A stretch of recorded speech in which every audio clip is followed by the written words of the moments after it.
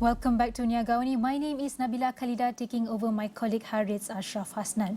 Alright, the Retable Belanjawan 2023 takes every structured approach to addressing the challenges the nation is expected to face in view of continuing global economic uncertainty. And in the budget speech, the Finance Minister shared proposed measures to address these challenges. And this is a shift from previous budgets and adopts an approach that is more strategic and reformist in nature in dealing with issues faced by nation as a whole. So to discuss further, joining me virtually this morning is Keegan Ong, tax partner at PwC Malaysia. Good morning, Keegan. Good morning, Nabila. All right. Thank you for having me on the show. No worries. All right. Firstly, can you share what's your overall budget or what's your overall take on the budget measures? Sure. I think as we all are aware, the revised budget was an expansionary budget, right? Where the budget size is even larger. I would describe the budget as a pragmatic one, where the finance minister started the budget speech by telling us what are the challenges the country is facing, and he then laid down all the strategies, the proposals, as well as the initiatives in terms of how the country is going to tackle these challenges, from a short-term, medium-term, and long-term perspective. And what caught my attention is the part on the new tax incentive framework that he mentioned during the speech. There will be a new investment policy as well as new master industrial plan that the government will work on. And I hope the new incentive framework will make Malaysia more competitive in the region when it comes to attracting foreign direct investment.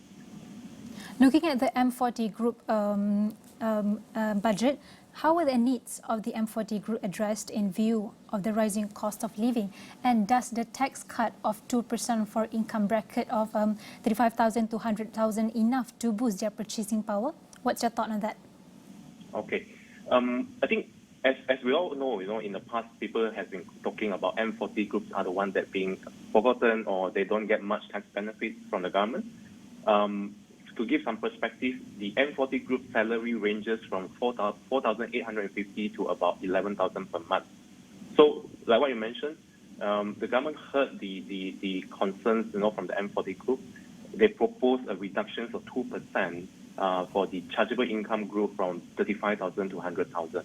And that actually resulted to about 1,300 savings per year for taxpayer. And the group of taxpayers that will be benefited from this proposal is about 2.4 million.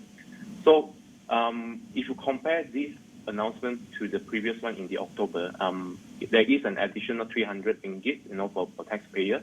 And I hope that, with this 1,300, it helps the M40 group to somehow to deal with the rise in cost of living. If you look at the budget speech, we can see that some of the tax initiatives are a bit hazy at this point of time. For example, the luxury item tax, what might be luxury to some people might not be luxury to some people. And number two, the vape and e-cigarette tax. Can we tax something that is not actually acknowledged under law? And number three, without a broadened tax base, can we cater the 388 bill budget, especially the ambitious plan to end absolute poverty completely by this year, which we know require a huge amount of money because it isn't about the income, it's about health, income security, nutrition and education, also the mobility and digital divide. So what's your thought on that? Okay. Malaysia traditionally, we rely on direct tax as the main source of revenue for the country. So, in the absence of introducing the GST to expand the tax net for the country, and due to various reasons, because the economic uncertainty, the rise in cost of living, and hence, like what you mentioned, the government has introduced some other measures such as the luxury goods tax, the increase, the tax, the nicotine products. So if you talk about the luxury goods tax, my view is, what is really important is the government need to determine what are the scope of taxation, what kind of items that would really fall into the luxury goods tax here, right? Because if we look at other neighboring countries, the items that generally fall into luxury goods tax are items such as private jets, vessels, or even some high-end motor vehicles. And, if you look at this type of products, generally it would not affect the so-called the B40 and the M40 group of populations, right? So another matter that you talk about in terms of the nicotine product, the vaping, I guess it's a matter of time where the government would need to put forward some plan, to legalize it, because currently I think it's not a legalized product per se.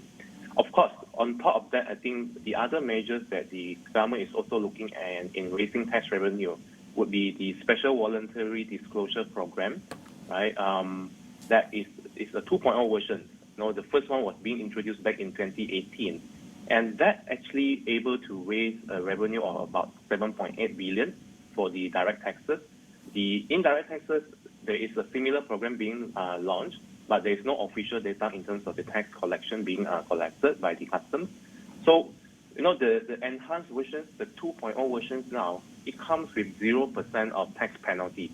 So as long as the taxpayer will come forward to declare, to make good their taxes, they won't be penalized. So, based on this, I hope that, my view, I think there would be more taxpayers will come forward, to make good their tax affairs, to clean out their tax affairs and being compliant from there on. All right, Keegan, we need to attract high impact, higher quality investments in order to produce high skilled jobs offering. And this will in turn reduce our dependency to lower skilled foreign labor. So what are some of the initiatives by the government to attract foreign direct investments? Can we compete with the regional neighbors in terms of the structural reform needed? All right. So in the budget speech, the finance minister actually talked about the new industrial master plan. Under that new master plan, the government would then determine what is the industry or incentive focus area that the country intends to attract into Malaysia, right? And I think he also talks about the IPA's role will be restructured, and the incentive, how are we going to incentive this investment moving forward? We'll be working towards a tiered tax rate approach, whereby the investors will be incentivized based on the outcome that they be able to deliver. On top of that, I think we have been very good in terms of getting investment into the country, but perhaps something that we can do better would be in terms of to monitor the investment progress by the investors. So hopefully by these two, by the new industrial master plan, it helps to put Malaysia in a more competitive position among the region here. Keegan, can you share what kind of incentives are available for companies who want to embark their digitalization journey? Because most importantly, how can the red tape be reduced substantially, because we only have 10 months left for this year? Okay, so for companies that want to embark on digital journey, we do have this automation capital allowance where taxpayers can actually make applications to MIDA to get the incentive. So for companies that want to embark on digital, they were able to claim automation capital allowance up to 10 million. Earlier on, before this budget, the threshold is actually 2 million and 4 million, depending on the sectors. Now the proposed budget has increased that threshold to 10 million, which is the good news.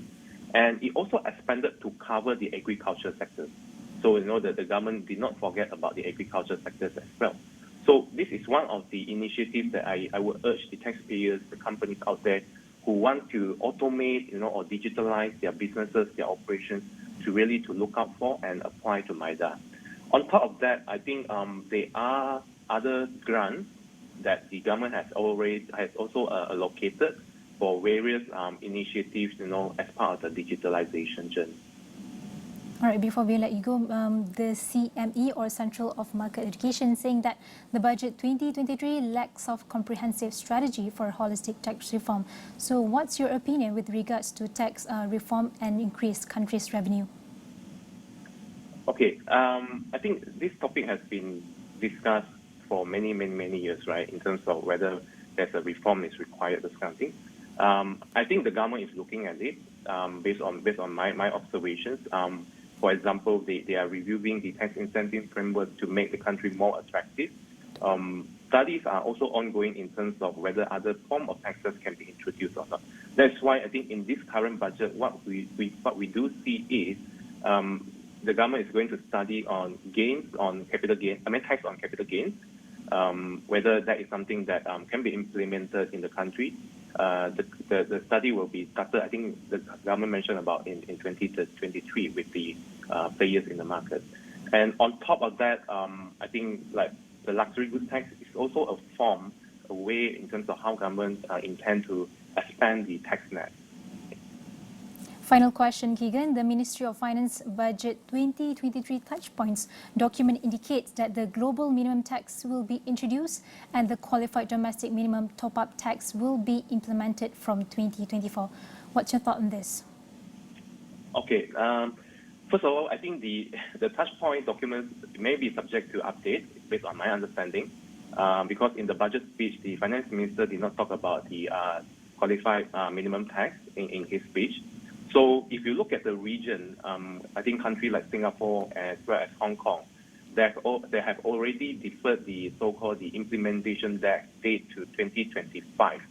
So I think this is something that we need to watch out for, wait for further announcements from the Ministry of Finance.